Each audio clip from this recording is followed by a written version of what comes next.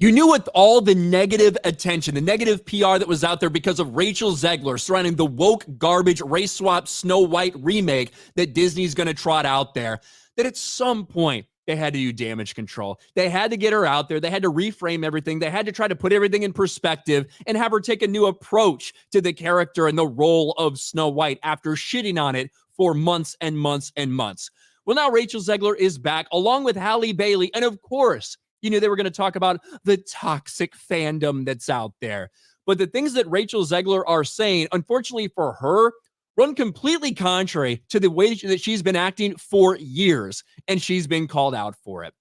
This interview between them, because we're going to listen to it again, even if you already heard it, we're going to listen to a little bit of this again, but it's just so laughable to hear Rachel Zegler talking about, you know, some of these fans are just having a hard day, but I'm making a movie, saying basically they're worthless. Basically, these fans are just nothing in her eyes.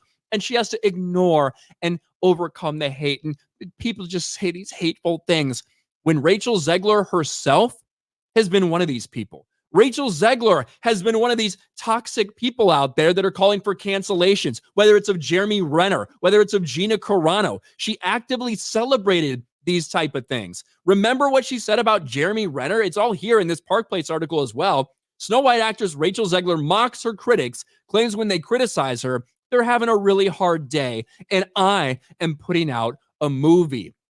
Remember this stuff where she went after Jeremy Renner back in 2019? Can I be the new Hawkeye? Actually, I think the new Hawkeye should be a trans woman of color to stick it to that racist, sexist, transphobic garbage monster.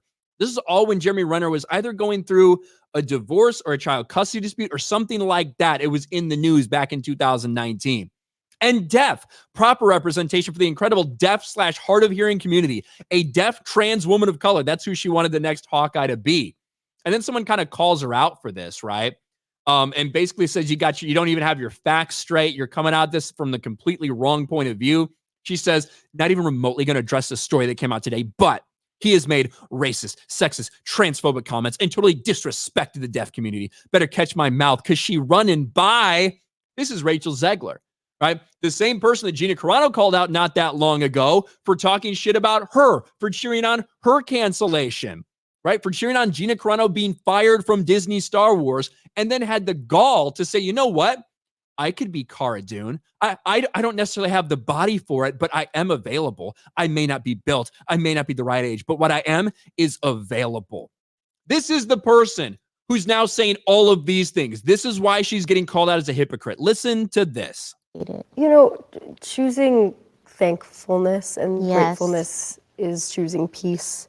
And as much as you'd like to remind people verbally that being in the spotlight doesn't absolve you of your humanity, that you're allowed to have human moments. It doesn't necessarily do what you want it to do, and it fuels them more. Exactly. And so just so you know, Halle, but you don't have to fucking agree or say yes every time she's halfway done with a sentence. You can just let her fucking speak. It's perfectly acceptable. As you said, it's like choosing to be present and know that they're probably just having a really hard day. And I am putting out a movie. Amen.